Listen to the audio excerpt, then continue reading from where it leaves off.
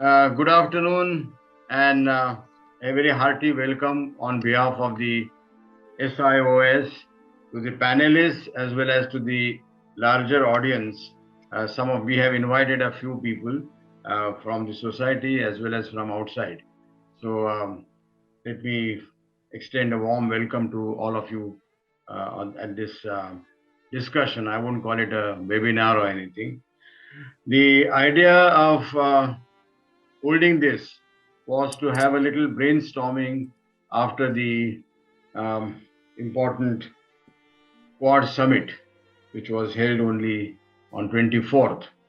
And needless to say that last few days saw intense and very hectic diplomatic activity in various parts of the world, especially in the United States, which Prime Minister Modi visited. He had bilaterals with President Biden as well as Prime Minister Morrison and Prime Minister Suga. Then he had the Quad Summit there with four members of the Quad, and then later on he addressed the United Nations General Assembly. So we have seen Quad 2.0, I think, emerging. The last meeting was in March. It was a virtual meeting. That too also was very important because it was soon after President Biden had taken over. May I now call upon Professor Swaran Singh to kindly share his perspective with us. He is observing this Chinese attitude towards Quad very closely, and I think he should be able to throw light on what the Chinese reaction has been in the last 3-4 days to the events in Washington. Over to you, Professor Swaran Singh. Thank you, sir, and thank you for making me part of this very important discussion. I also very intently heard Admiral Anup Singh's very nicely sharing with us the growth trajectory of various inflection points, as he called them, and where Quad stands today. And I equally look forward to listening to Ambassador Viren Nanda for his practitioner's advantage of having been High Commissioner in Australia, Indonesia, and ASEAN. But let me share a few ideas of my own with you and hope that you will find them interesting enough. Since Ambassador Devari just mentioned China is the country that I kind of take interest in studying what it does. Let me put my neck out directly and say the whole idea of Indo-Pacific would not have been the reality if unprecedented rise of China had not taken place. Yeah. So from the divided conflict zones of Pacific being separate from Indian Ocean, it is the unprecedented rise of China, we like it or hate it, that made economics far more significant component of national power. It is not just China, but global trends are like that. And China kind of added on to accelerating that shift from purely military-based national power to more comprehensive national strength being more interesting. And if I could take a slight aside to say, had countries like Japan and Germany become economic powers in 21st century, they would have perhaps received far more notice and respect around the world. Because they became economic powers during the Second World War, so to say, when the focus was on nuclear weapons and military power. They perhaps did not get enough traction in global decision-making the way Chinese are able to get. That apart, of course, that they were also allies of United States, and therefore United States continued to kind of treat them as a second fiddle in their own global arrangements. So that's the first point, that China's economic rise and its enormous trade and investment with the entire Indian Ocean and Pacific Ocean littoral made what was seen as originally choke point of Malacca Straits to first a buffer, then a bridge now. To make it look like this was the region, even though the process began with the flying geese model of Japan, this is the region which is seen with much rapid economic growth rates, and therefore the global gravitation shifts to geoeconomics, and from North Atlantic to Indo-Pacific. What is equally most interesting is that in at least the mainstream debates on Indo-Pacific, China still continues to be an outlier. India has made the occasional ritual noises of ensuring China joins Indo-Pacific narratives, but that apart, nobody else is happy to see China join so-called Western narratives of the Indo-Pacific region. Chinese themselves have stayed enormously reluctant, almost reticent, because they want to first ensure, that whole world first comes to accepting South China Sea as part of China's sovereign territory before they engage the Indo-Pacific narratives out in open, because otherwise, at least Australian scholars always call South China Sea the hub of Indo-Pacific imaginations. So Chinese have their own reluctance of not really showcasing their own interest very lately, last 2 years. So it's just 2 years that Chinese scholars are beginning to talk about it. So fundamentally, I think what I'm trying to underline is at least the conception of Indo-Pacific is very China-triggered, China-driven. And very closely related to that is the fact that Chinese have not completely given up its own vision on Indo-Pacific region.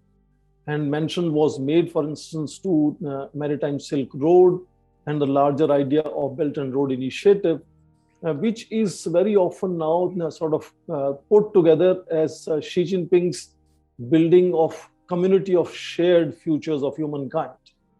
That is the larger vision, which matches the vision of United States and its friends and allies, who also want to bring to the table far more normative way of looking at what they are seeking to achieve in terms of stability, security, or even prosperity in this region. So there are the two kind of projections of what kind of Indo-Pacific order we are trying to build, in which Chinese is, of course, one country driven idea of building a community of shared destiny. And they have their own understanding of what kind of order they want to build.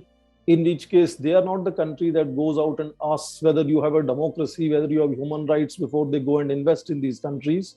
So they have their own attraction for several countries in the region. And we have seen over a period of time, China becoming not just the great friend of Taliban, but also great friend of many other countries.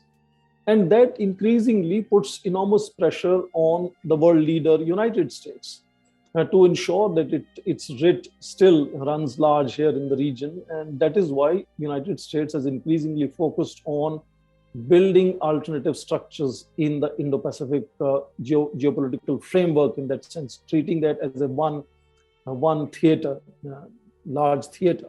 And of course, Indo-Pacific Naval Command that Donald Trump had sort of given a nomenclature to the Pacific Command. Now, three networks are being built here. Some mention was also made. First, of course, is Quadrilateral Security Framework, as we call it now, with their second summit meeting, first in person, in which India is, shall we say, India is the least allied ally of the Quad nations, which is the country that also equally engages. In fact, just before going to Washington, Prime Minister was engaging in Shanghai Cooperation Organization and BRICS, a nation summit. So India is an interesting country in that sense. Others are, of course, old allies of United States. And the second very important network is one which is called Five Eyes. It was being revamped during President Trump's period.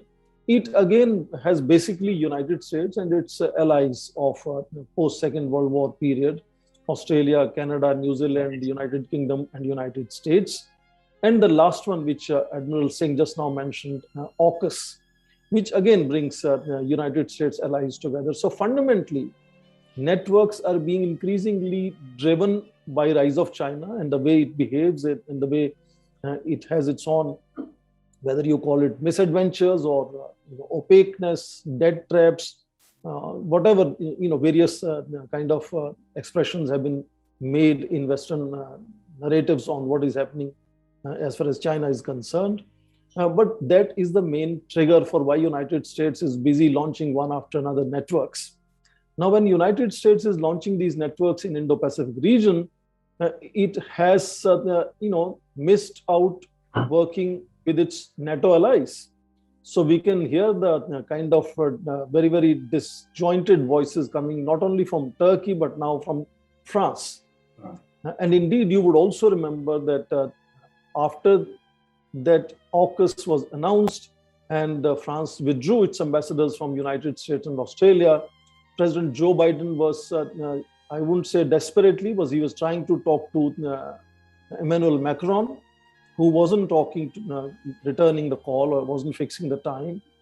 And before Indian Prime Minister boarded the flight to Washington on the last evening, Emmanuel Macron speaks to Indian Prime Minister. So you look at another equation emerging where they talk in detail about how France and India, and by extension European Union, in fact European Union has also made certain very polite noises in support of France's sentiments.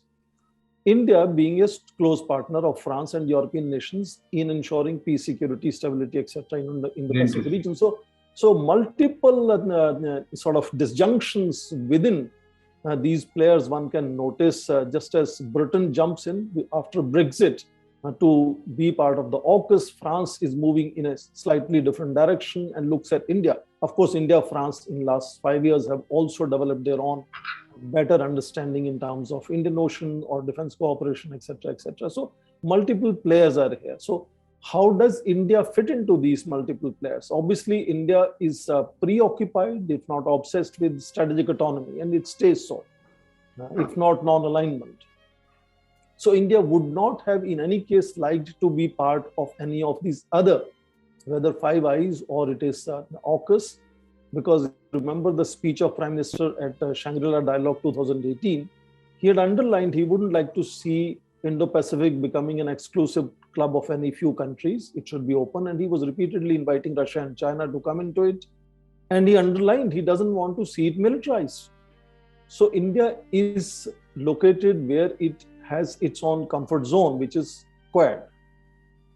And now Quad is becoming India's platform to jumpstart or catapult itself from no longer being a South Asian country to now becoming an international player. Pandemic is a great challenge, but also turned a great opportunity for India, because India is now being supported by these other major nations in finance, in technology, in materials, in goodwill, standing together next to each other in ensuring and accelerating manufacturing of vaccines in India. And India's produced vaccines are now going to perhaps restart again export from October to go around the world in that sense. So pandemic, if you join it together with what Quad has been doing and how pandemic issues have become important for Quad, I think provides unusual advantage India to showcase India's very different stature at global level. Same is climate change in that sense. India's International Solar Alliance, along with France, again, remember, it's not Quad country as of now, has nearly 75, 78 countries are participating. India, United States have a clean energy agenda for 2050. So India's contribution to climate change. And finally, terrorism. Surprisingly, Quad, because of the shyness that Biden administration has in not talking anything about Afghanistan, was not emphasized far too much. There's a paragraph that talks about Afghanistan, but that wasn't a major issue. Whereas for Indian Prime Minister, wherever he goes, Afghanistan and particularly terrorism has always been a constant issue. You would recall that in Xiamen BRICS Summit of 2017, 3 full paragraphs were adopted on terrorism, talking about naming and shaming Jaish-e-Mohammed, Lashkar-e-Toiba, Pakistan. Now, compared to that being a kind of an unusual achievement of Indian diplomacy to put that much of focus of BRICS or SCO summit meeting into terrorism, the current statement does not really spend far. I think there are about 17 paragraphs and 1 paragraph on terrorism, which is not also very emphatically speaking Indian language in that sense.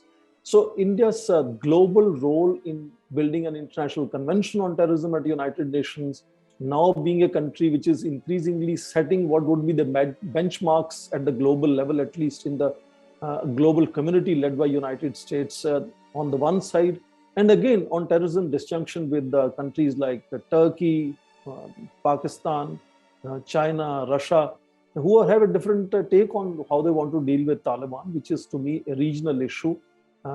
That disjunction again impacts on what Quad can and cannot do, and therefore you notice a certain amount of caution in how much they want to speak in their joint statement on terrorism issue. So India has its own advantages, but I think on terrorism, India has not gained full traction that it usually gets in international forums in Quad.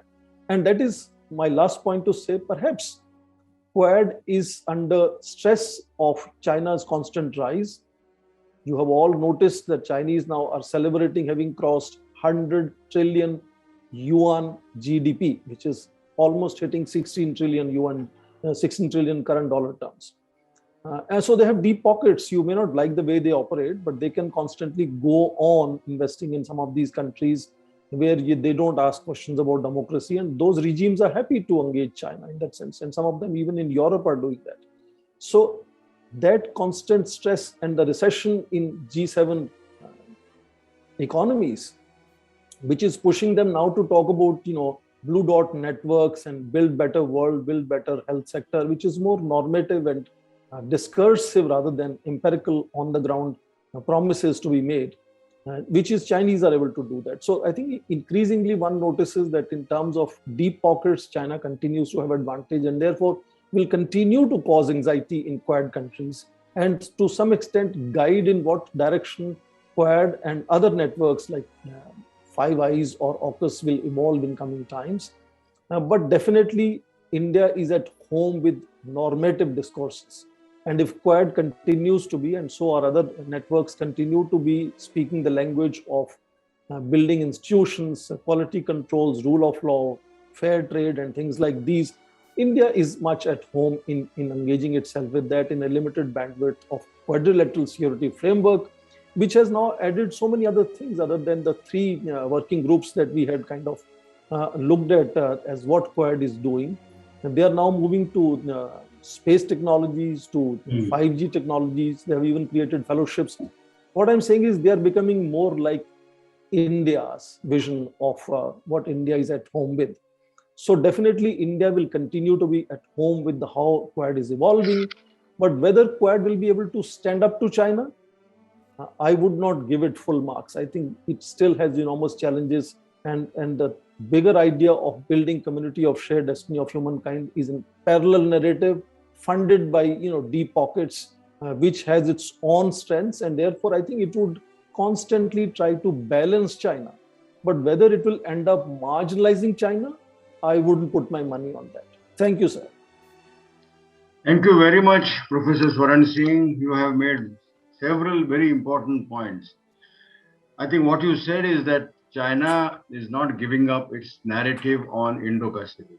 I think it's something which we have to keep in mind. And the kind of response which China receives from a number of countries, be it in Southeast Asia or Central Asia or Africa, despite their policies and actions, I think something we have to take really note of.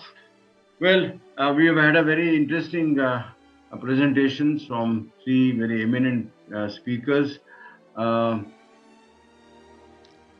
there any questions, any observations? Ambassador Doshi? Yeah, Ambassador Doshi, please. Unmute yourself. Can you hear me? Yeah. First, thank you very much, Sudhir, for inviting me to this.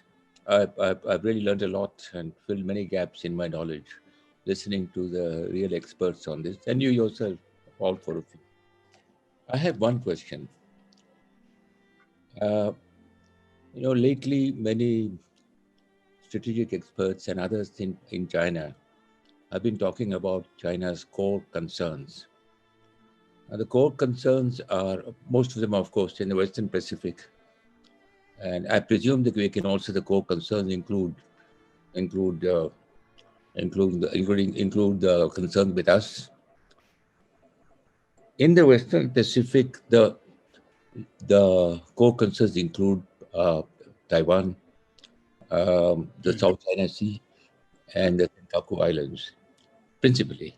Then, of course, what they are doing in Hong Kong, that's also part of the core concerns. My question now, of these, the lowest hanging fruit is Taiwan. Considering the present situation, how much time do you give, any of you give, before China actually makes a move on Taiwan?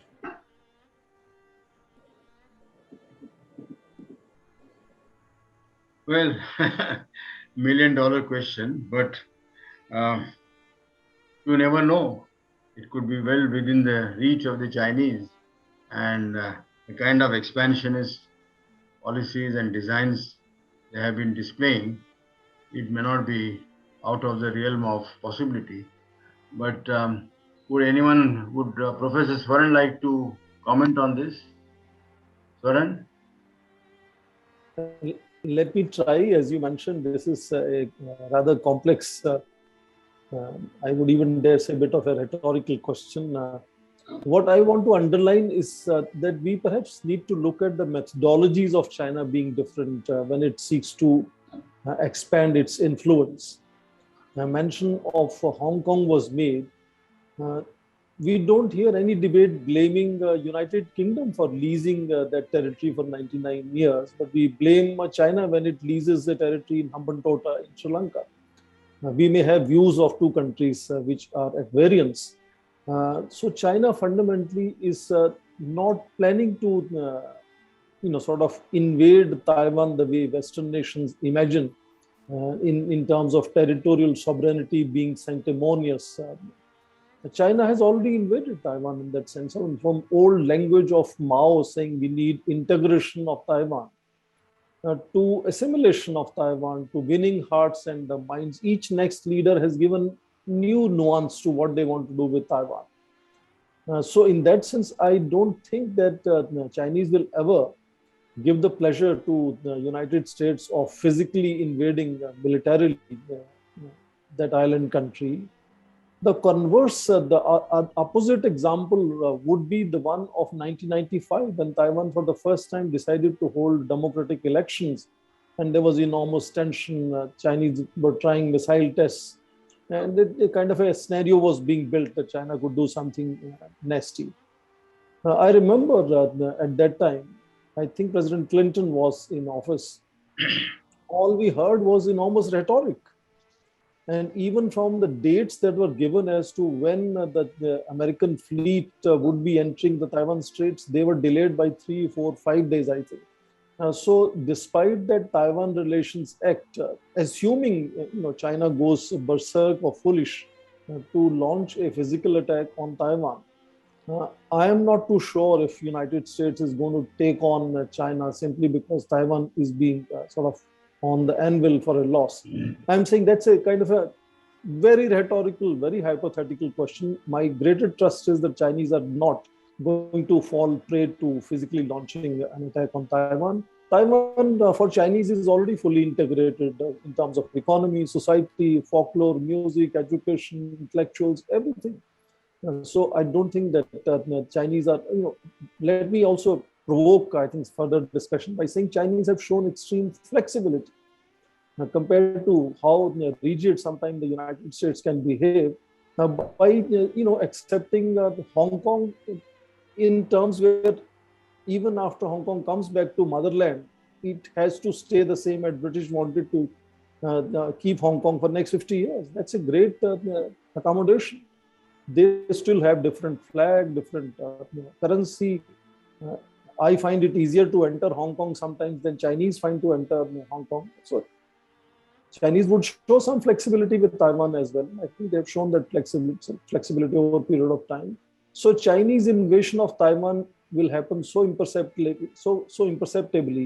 that Western lens will fail us to even know what happened. Thank you.